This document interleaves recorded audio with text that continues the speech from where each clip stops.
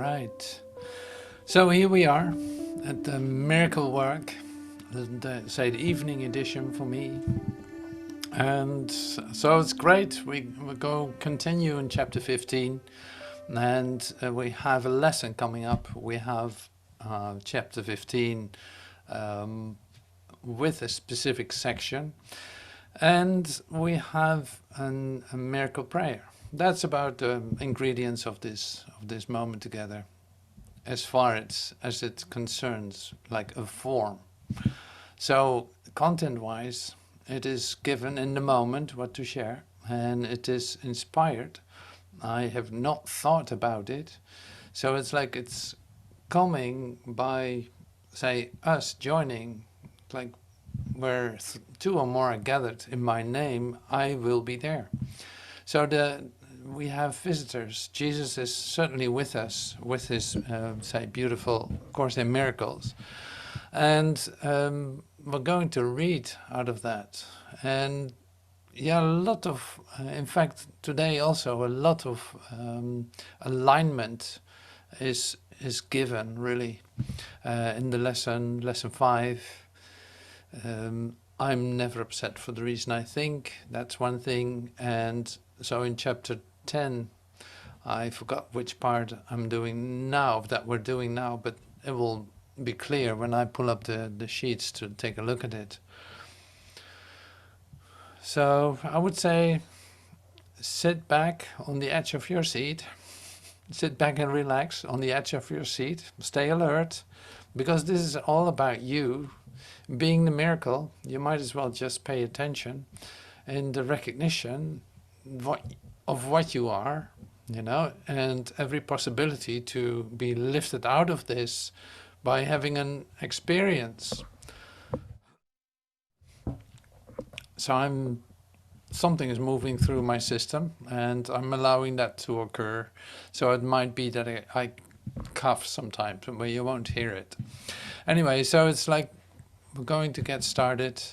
There's an lesson 5 coming up, which is always so incredible. It's like a beautiful lesson to read and to be aware of. I'm never upset for the reason I think. Lesson 5. I am never upset for the reason I think. This idea, like the preceding one, can be used without any person, situation, or event you think is causing you pain. Apply it specifically to whatever you believe is the cause of your upset, using the description of the feeling in whatever term seems accurate to you. The upset may seem to be fear, worry, depression, anxiety, anger, hatred, jealousy, or any number of forms, all of which will be perceived as different. This is not true. However, until you learn that form does not matter, each form becomes a proper subject for the exercises for the day. Applying the same idea to each of them separately is the first step in ultimately recognizing they are all the same. When using the idea for today for a specific perceived cause of an upset in any form, use both the name and the form in which you see the upset and the cause which you ascribe to it. For example, I am not angry at, for the reason I think. I'm not afraid of, for the reason I think. But again, this should not be substituted for practice periods in which you first search your mind for sources of upset in which you believe and forms of upset which you think result. In these exercises, more than the preceding ones, you may find it hard to be indiscriminate and to avoid giving greater weight to some subjects rather than others. It might help you to precede the exercise with the statement, "There are no small upsets. They are all equally disturbing to my peace of mind." Then examine your mind for whatever is distressing you, regardless of how much or how little you think it is doing so. You may also find yourself willing to apply today's idea to some perceived source of upset sources of upset than to others. This occurs, think of this first. I cannot keep this form of upset and let others go. For the purposes of these exercises, then I will regard them as the same. Then search your mind for more than a minute or so, and try to identify a number of different forms of upset that are disturbing you, regardless of the relative importance you may give them. Apply the idea for today to each of them, using the name of both the source and the upset as you perceive it, and of the feelings as you experience it. Examples are, I am not worried about blank for the reason I think. I'm not depressed about blank for the reason I think. 3 or 4 times during the day is enough. And for no more than 1 minute. For no more than a minute. So otherwise you occupy yourself too much with it. That's not necessary either. So we can do this for just a moment, just to say, stand still and see, search your mind for no more than a minute or so and try to identify a number of different forms of upset that are disturbing you. If there's any there, this is your time. So let's check them out.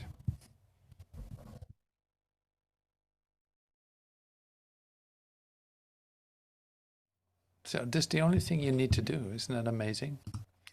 So you just admit, like, okay, yeah, I'm not upset because I'm not angry for the reason that I think. I'm not upset for the reason I think. So, okay, continuing with the next step. And I'm going to ask you for help just to do this way. And because with the sheets it is very nice to hear it well, what's being shared. We're actually reading just a section of the whole, of the chapter. Like we're reading a section of the chapter. Practicing the Holy Instant is the title of the section of the chapter. Practicing the Holy Instant. Now, we have been listening to Master Teacher today too, or in your night, and you see that in fact it was expanding the Holy Instant. It's like you see that how that goes. It is not expanding in the sense of making it a future habit or anything like that. More like entering deeper and deeper into the present moment, and see that that is your Holy Instant. And that you take that wherever you go, that you can come to it in every place. Like that does not have to be an exception by it, in terms of location or form or situation. And on the other hand, there's no situation in which it cannot be applied. That's another one. So but there's one more, and that is this is. In order to experience an holy instant, like it does not need time. It does not need a learning trajectory to finally end in the place where you can ask for an holy instant or experience one. So that's why it's good, because in the development of what we're doing here with the Course in Miracles, it is like there's a change going on, but you'll see that the way that you are busy with it, like especially in the beginning, the way that you're busy with it is actually not even what the Course is. It's like now suddenly you come to a new experience of yourself that had nothing to do with any kind of effort on your part. No, it was just a recognition. Well, this is what I mean. It's like, no, this did happen to you. You remember it. When it happens to you, it's like, oh my, that is so familiar. I know that, of course. So that's why say we are so accustomed, like I say we, just as a matter of speech, like we're so accustomed to practicing with the goal of achieving something. Now this in fact is practicing to remember something that is already yours. So that's different. It is not achieving anything. So it's like you do the activity. That's why it's so little is asked. Just to not put too much emphasis on your doing in order of practicing in order to get this. No, it is just like it happens just like that. And but to come to an openness in which you can experience it right now, yeah, that appears to be taking some time. But that has only to do with your idea that you need to develop yourself, you need to really go through a process, you need to go do this and do that, and in order to finally have that been given to you. Now, this is not how it works. So that's the beauty of A Course in Miracles. Like, it really does not take time. But you're so accustomed to learning things through time that that needs to be like undone in your mind. And that just takes a moment. It doesn't take long. So you got to be, in that sense, you got to be careful in what you think about yourself or where you think you are in terms of evaluating your spiritual progress. It does not make any sense. Like, it doesn't make any sense because it is like this. It's like this already took place and you were successful. You just forgot. And now you're in a mode of starting to remember what already did occur and is accomplished.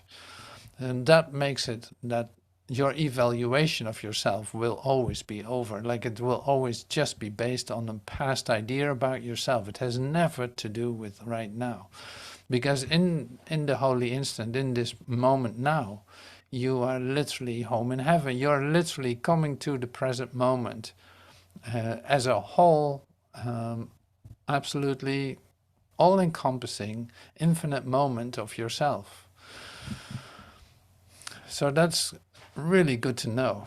Otherwise, you think that you have to practice this in order to learn this. And that's not true. No, this is a mind training, in fact, to back off the mind, to let the mind come in its proper place, being a servant of your soul instead of a navigator or a debater or a general or an who knows what, whatever the function you give yourself. So that's progress. If you hear that, that's really progress, because it saves you the classical attitude of a student that needs to learn something that will bring fruitage in the future. Forget it. Like, forget it. That is not going to happen that way. So that's the lovely, say, instruction that we receive today in practicing the holy instant. And see, the instant is already holy. You don't have to make it holy. See, there's another one. Because your mind is constantly like focused on the idea of, okay, I gotta do this, I gotta make this, I gotta make it work, I gotta, like this. It's an active standing in front of your own ideas kind of thing. Your ego is like always right in front of you in that sense, in your human mind of way of thinking. So now it's like, okay, just get in the back. Like little Satan, you go back in the back, you. And because we're going to listen, be still and hear and see that it is accomplished. And it's accomplished in me. And this thing that wants to be in front of me has nothing to do with that. And it wants something to do. That's why even a mind training can be helpful. Read the 20-minute book. Read the first 50 lessons. Review the first 50 lessons. Maybe then you dissolve into the nothingness that you came from. So the mind always wants something to do. And it thinks it can achieve something, but that would only be possible if there was such a thing as a potential that isn't fulfilled. It's not true. So now, practicing this, we already know that we're not upset for the reason that we think. and we continue on. There's more to discover. I love this. This course is not beyond immediate learning, unless you prefer to believe that. What God wills takes time. And this means only that you would rather delay the recognition that His will is so. The holy instant is this one, and every one. The one you want it to be, it is. The one you would not have it be is lost to you. You must decide on when it is. Delay it not. So it's like this course is not beyond immediate learning, and this instant is as holy as it can be. That's in fact what it says here. So only if you come up with your ideas that it takes time and all this, then that will take time. So the question would be then, which instant do you want to be holy? Okay, that's arranged. It is holy already. Now, so that would be just like a trick of mine to just keep repeating it like this. But in fact, it is like that. And so I will not keep repeating that. More like look at the incredible opportunity that you take with you every instant. Every instant that you, for instance, like if we connect it to the lesson that we just did, every moment that you realize that you're not upset for the reason that you think, but that your upset has to do with something that's already over, can bring you immediately into this present moment. Like now, for instance, we come together here in the miracle work. We have a moment. We decide to use this time to remember, say, our true essence, and to remember who we truly are. Well, this is a perfect moment to practice that, and this is what we do. So it's like, let this moment be holy. No, just get everything out of the way. Let this moment be complete, and it doesn't need anything at this point. It is just what it is, and it's happening right now. So here it is. Here's another holy instant. Here's another holy instant. It's like this is what we give to each other, letting this moment be a holy instant, not disturbing it with any kind of idea. No, it is given. This moment is given. This is the voice speaking to us in peace. Ah. See, and however deep you want to feel that, however deep you want to experience that, is up to you. But the moment will not be different. Here's another instant. Here's another holy instant. Oh, wow, so nice to drop my defenses and just be present. In this moment that we come together, just feeling like a different quality of time, like a different quality in this moment, allowing myself to be completely vulnerable and diving deeply into my withinness, just for that, just to feel the immensity of this holy instant. So this is the practice, really. It's like, okay, we we have still 9 pages to go. If you want to take a look at the text, like, but everything that we're going to read will just confirm this. So it's like, well, this is the essence of it. It is this moment. No, there's not going to be a better moment to practice this. No, it does not take time. No, it's happening right now. Can you tell? Can you feel that? Can you see that is really the invitation to you in this moment? How great is that? How deep do you want to feel that? How can you see that there's an infinite moment that is given you? That you don't have to go anywhere for it, that you don't have to study for it, that you don't have to do anything for it, really. No, it is, say, the fulfillment is in this moment. here's another holy instant. See, it's like it takes away all the mystical fog, you could say, the mystical fog around it, around your holiness or around your idea of time. It's like, no, just relax right into this moment and stand still and listen and be open and breathe and release, let go. Let go of any idea that it wouldn't be complete.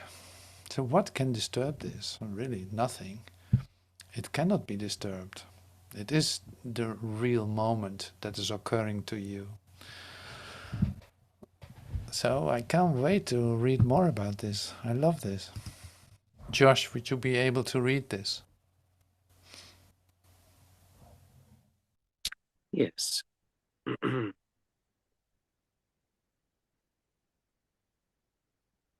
Far beyond the past and the future, in which you will not find it,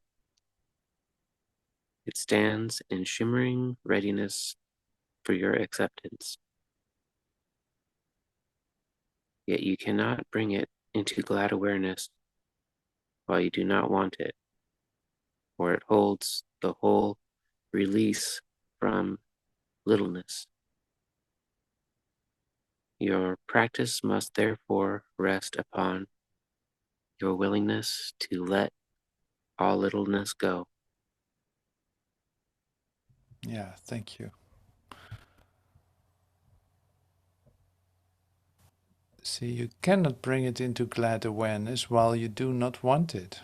So it's like it's not forced upon you. You can do whatever you want, but it is here for you. You will not find it in the future or in the past. Like it has nothing to do with time, really.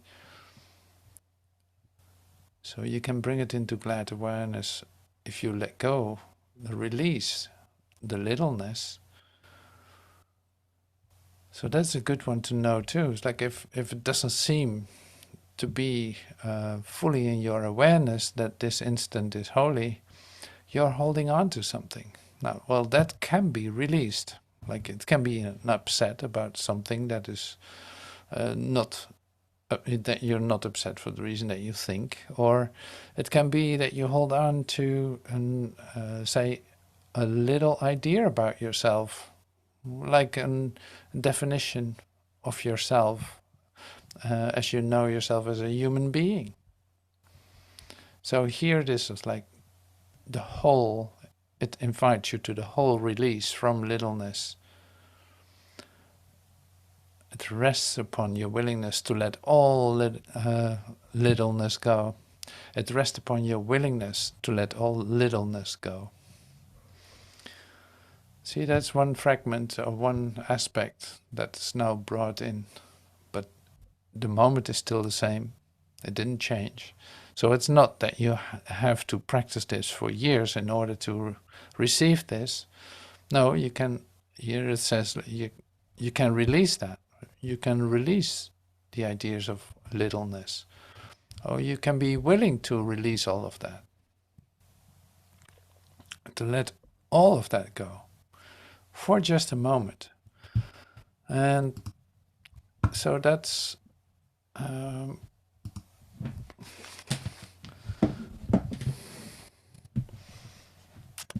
our practice. So there will be more. So there will be more aspects that are being named or say shared. But in fact, it brings you to the same moment. This moment is not going to change. So in other words, there's never going to be a better time to practice this. And that's always like a comforting idea to me. It's like, okay, yeah, might as well do it right now. Just do it. Just allow it. Just listen. Let go for one instant. Like let go of any kind of attachment to littleness. And littleness was something that we looked at the other day. It's like any gift that you have given yourself is what littleness is. Yeah, any gift that you have given yourself, and gift, yeah, you can say like, well, gift, it's kind of messy. It was not really a gift at all. Yeah. So this then, now finally you can free yourself from it, releasing all ideas about littleness, about all the gifts, so-called gifts that you gave yourself. I love that. I love that. So that's the practice. That's the practice. And it's easy. So it's like you don't use that in this instant. You just release that. So it's always like stepping back. Like you release that in order to be able to receive this moment with wholly empty hands. You know, so this is how that goes. And there's more.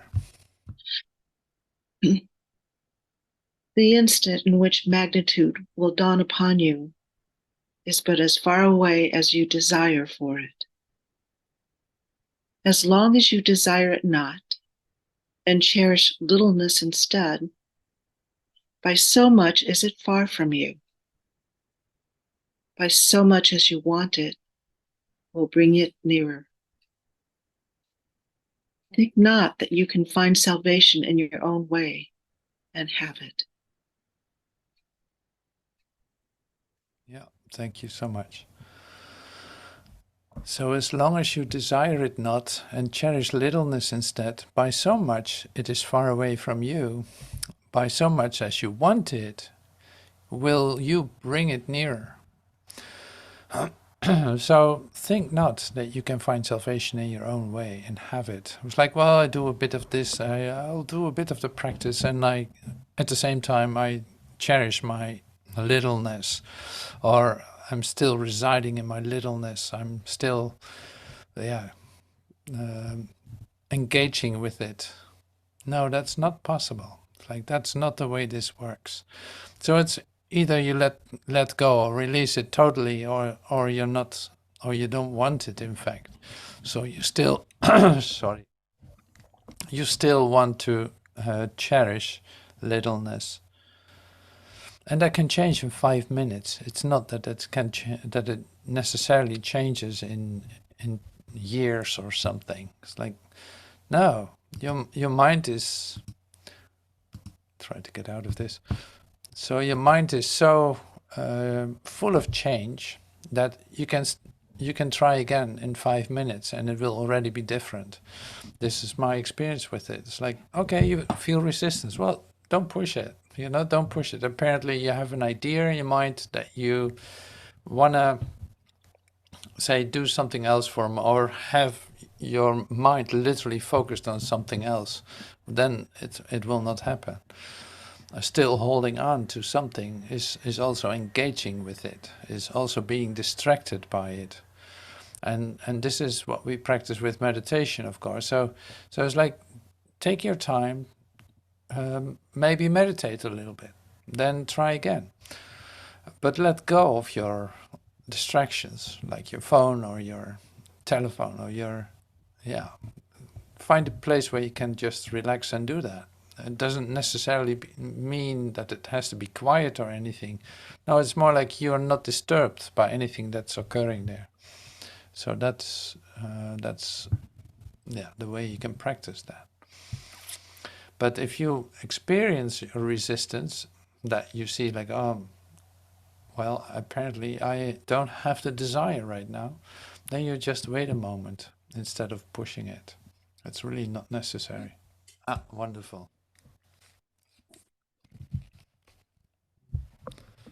Abandonnez tous les plans que vous avez faits pour votre salut en échange de celui de Dieu. Son vous contentera, car il n'y a rien d'autre qui puisse vous apporter la paix, car la paix vient de Dieu et de personne en dehors de lui. Soyez humble devant lui et pourtant grand en lui.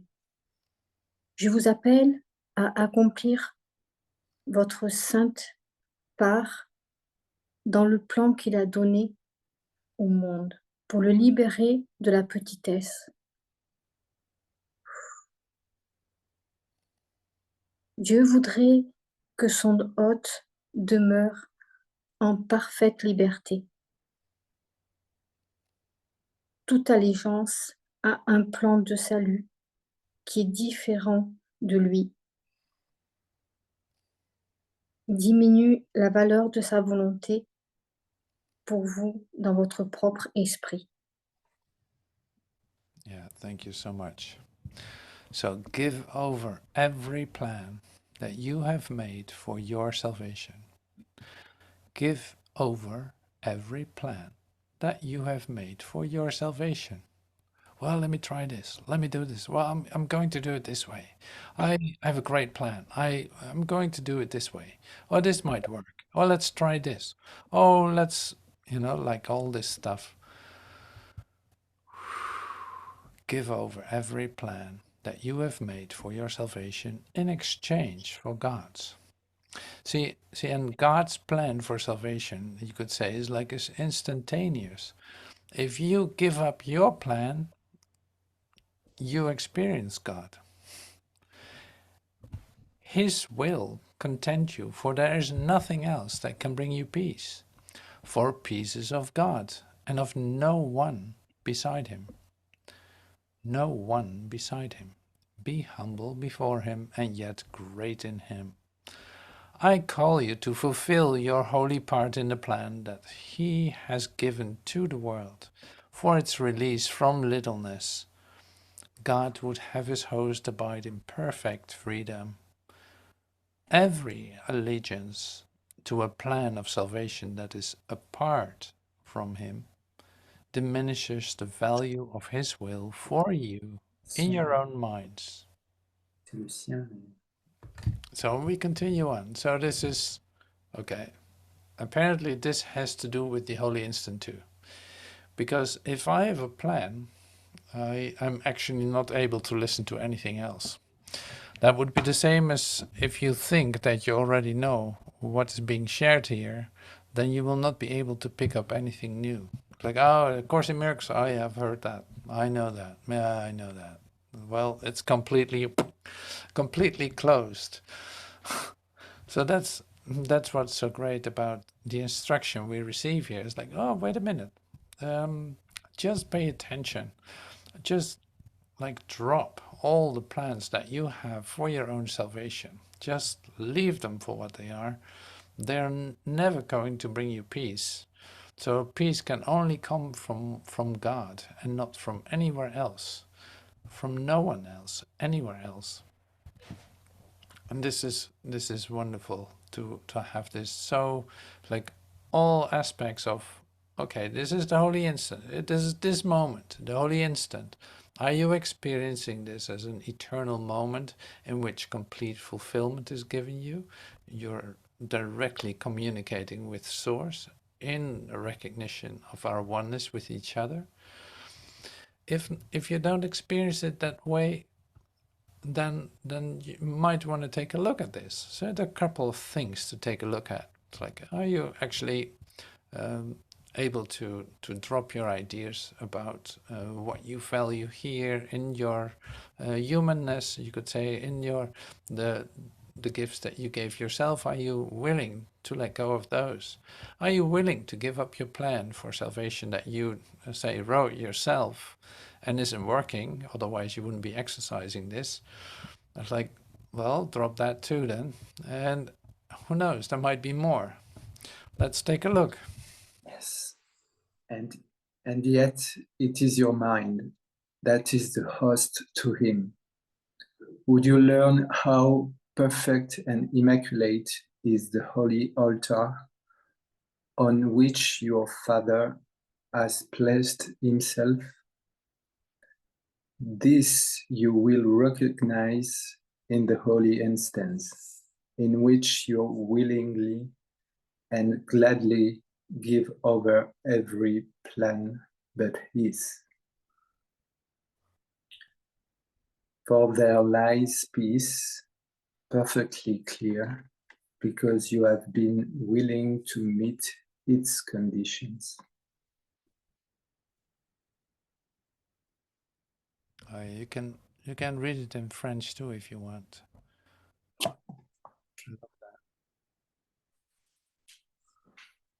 Et pourtant, c'est votre esprit qui est son hôte.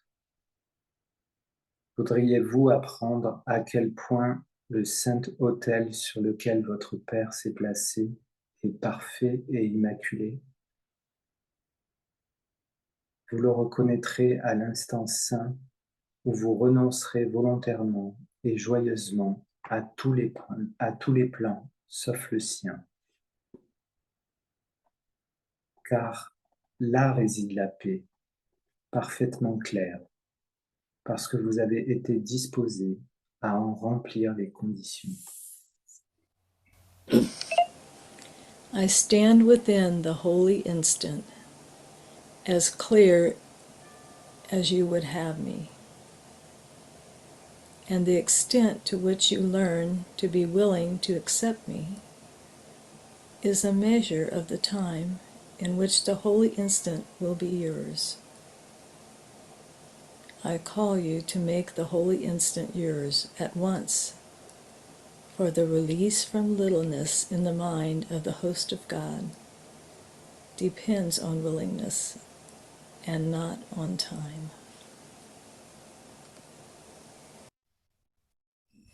Thank you.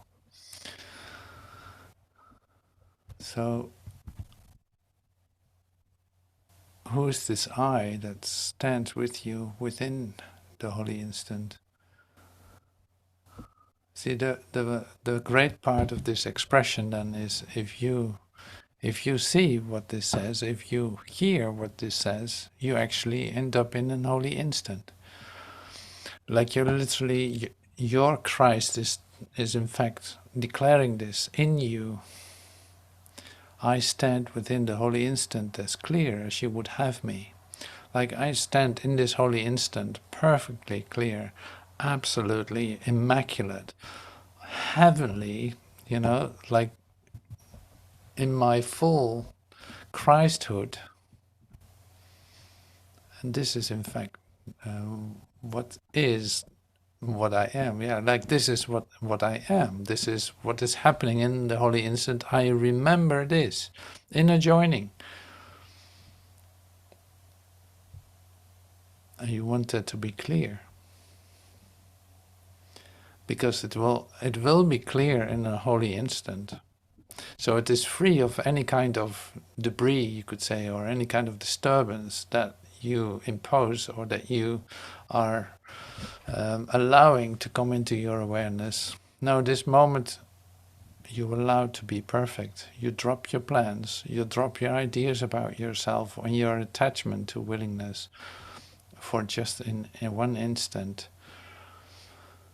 And you're being called to make the holy instant yours at once, not tomorrow. So like the practice is really right now. The practice is really the presence, the present moment. Oh, yeah, this is a great one too.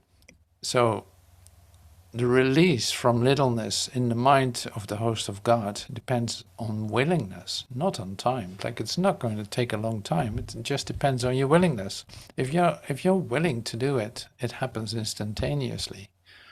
Like there's no time in between. We don't have to wait for it till it finally happens or something. Like no. It's instantaneous.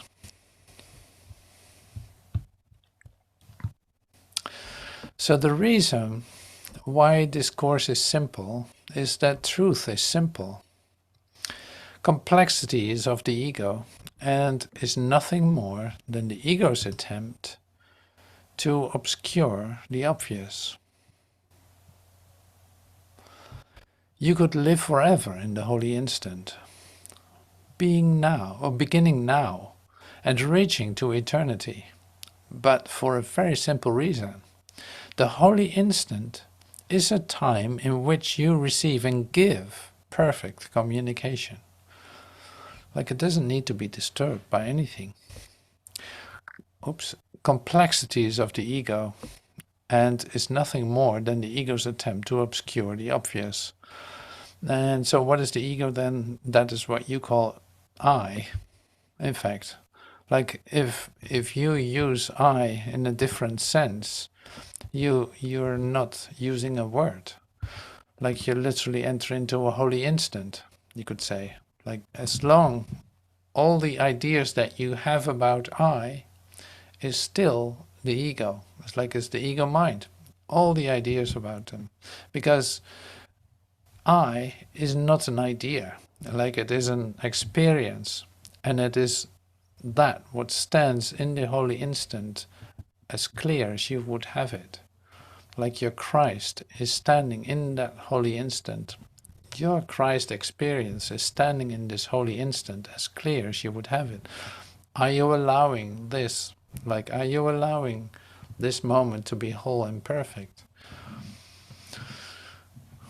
Well, that's great. I love that. Beautiful. But it's good to repeat it too. It's like I stand in this instant, like in this holy instant. I stand within this holy instant as clear as you would have me. In fact, that is a portal into an experience. And when I say that, it's like when you allow that deeper and deeper to come into you, in fact, it's like suddenly you're being taken out by the suddenly you hear it, you could say. And that already can say bring you into an holy instant. Okay, so this means, however, that it is a time in which your mind is open both to receive and give, just like we said in the previous sheet. It is the recognition that all minds are in communication. It therefore seeks to change nothing, but merely to accept everything. How can you do this when you would prefer to have private thoughts and keep them? The only way you could do this is to deny the perfect communication that makes the holy instant what it is. You believe that it is possible to harbor thoughts. To harbor thoughts you would not share, and that salvation lies in keeping your thoughts to yourself alone. Like this is a part of your own plan for salvation. Let's not talk about this and this. Let's not share this. Well, I keep those ideas just for myself for now. It's like that's exactly what would prevent yourself from having this perfect communication. Because it isn't perfect anymore, you decided you want to take your part and keep that and prevent that and defend that. So that's a bit technical if I say it like this, but you know what I mean. It's like, can you do this? Oops. Can you do this when you would prefer to have private thoughts and keep them?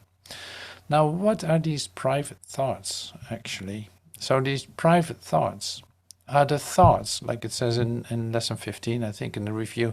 Private thoughts are the thoughts that you think, in fact, but not with God. Like the thoughts of God are not the thoughts that you are thinking. Your private thoughts are not real thoughts. Real thoughts would only confirm your true identity.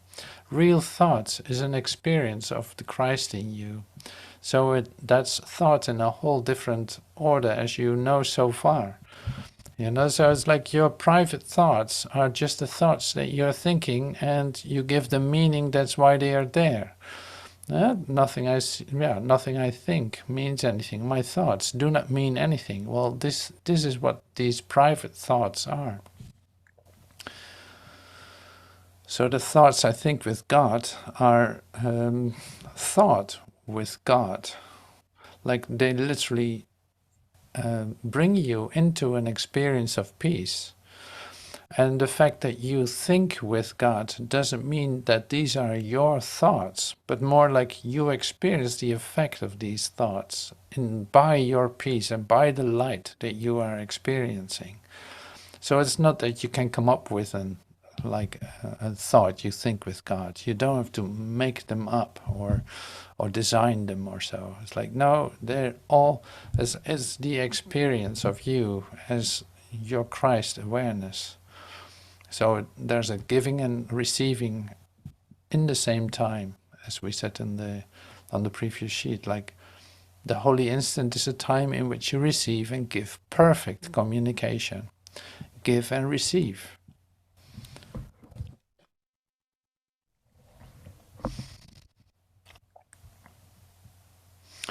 For in private thoughts, known only to yourself, you think you find a way to keep what you would have alone, and share what you would share. And then you wonder why it is that you are not in full communication with those around you and with God, who surrounds all of you together. Now that's also, I'm going to come back to that in a second. Ask yourself honestly, would I want to have perfect communication, and am I wholly willing to let everything that interferes with it go forever? That's the question. So it's good to read this again, or to go through this again. It's like these questions, you have to sit for a moment with them. The necessary condition for the holy instant does not require that you have no thoughts that are not pure, but it does require that you have none that you would keep. Innocence is not of your making. It is given you the instant you would have it. So it's like, no, everything is allowed to come up. Every thought, in fact, is allowed to come up. There's no good and bad in it. It is just, are you willing to let them go? Are you willing to release them instead of keeping them apart and say, treating them as your little precious gift, like this? It's like, no, no, no. Are you willing to let them go? So they are allowed to come up. It's not about sorting them out and trying to think just the right thoughts or something. No, totally useless, even though you might try it. But it's not productive in the sense of say in terms of the holy instant. Oh yeah, so this is our last sheet. The necessary condition for the holy instant does not require that you have no thoughts that are not pure, but it does require that you have none that you would keep. Innocence is not of your making. It is given you the instant you would have it. So you can receive it in the holy instant. In innocence becomes a whole different idea about yourself, like you are that. The purity of you is what innocence is. You have literally like nothing to say about that. It is one of the characteristics of you, just like you are love, you are harmony, you are innocence, you are beauty, you are all this. But you have nothing to do with the making of it. You don't have to facilitate it. You don't have to any of that. All right, so now I see that we come to the miracle prayer. So that's the next step that we're going to do, the miracle prayer. And in fact, then we're getting already to the end of this miracle work hour.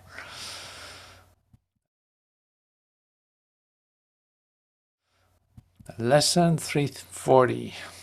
I can be free of suffering today. Father, I thank you for today and for the freedom I am certain it will bring. This day is holy, for today your Son will be redeemed. His suffering is done, for he will hear your voice directing him to find Christ's vision through forgiveness and be free forever from all suffering. Thanks for today, my Father. I was born into this world but to achieve this day, and what it holds in joy and freedom for your Holy Son and for the world he made, which is released along with him today. Be glad today, be glad. There's no room for anything but joy and thanks today. Our Father has redeemed his Son today, this day.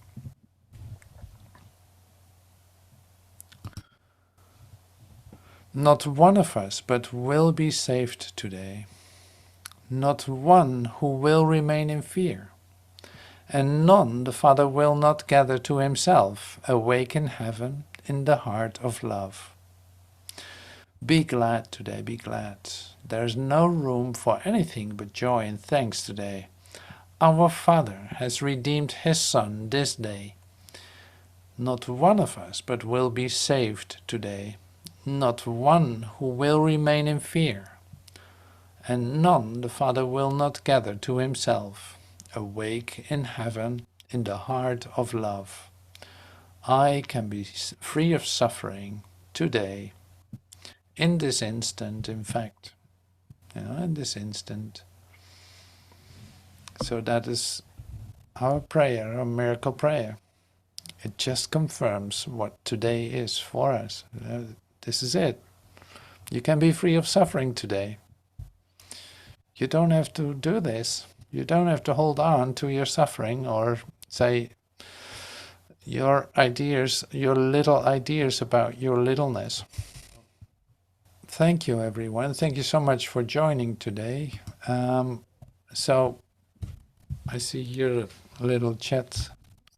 Oh, okay. Yeah. So it can be that you don't see yourself because it depends on how big your screen is and how many thumbnails there can be on your screen. So you can press some buttons. That's what I do. You press some buttons and suddenly you see everyone. All right, so this was the miracle work, and this was this specific section of chapter 15, and really lovely to move through this and to have you share in it, or to have you say read with me in this. I really loved to hear your voice. That's so great, and because it's like we communicate as one. This is our opportunity to experience that and experiment with it too. So it's like experiencing, yes, and experimenting with it too, yes. So that sounds like there's an openness to play with that, to see like, oh yes, we are of one mind. Well, we certainly want to experience that, and we do. So that's really lovely. All right. Thank you so much for being present here today. I'm going to play another song, probably Christmas song, why not? And yeah, thank you for everything.